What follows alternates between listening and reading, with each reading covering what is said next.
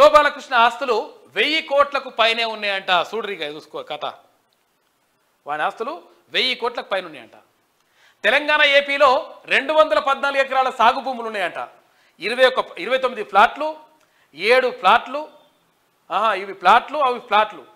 ఇక ఓ ఖరీదైన విల్లా బంధుమిత్రుల పేర్లతో కొనుగోలు. మరో 3 బినామీల అరెస్టుకు రంగం సిద్ధం చేస్తూ ఉందంట.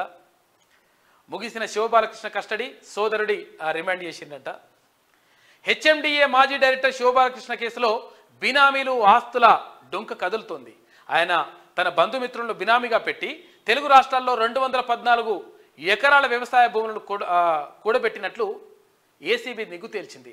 శివబాలకృష్ణ కీలక బినామీ అయిన అతని సోదరుడిని అరెస్టు చేసిన ఏసీబీ మరికొందరు బినామీల ఆస్తులపైన కూడా ఆరాధిస్తుందంట. 1000 కోట్లు సంపాదించిండట వీడు. 1000 కోట్లు సంపాదించడానికి కారణం ఎవరు? గత ప్రభుత్వం. ఇటువంటి వాళ్ళని దొంగల్ని చాలామంది పెంచి పోషించింది. వాళ్ళని బయటకు తీసుకొద్దాం.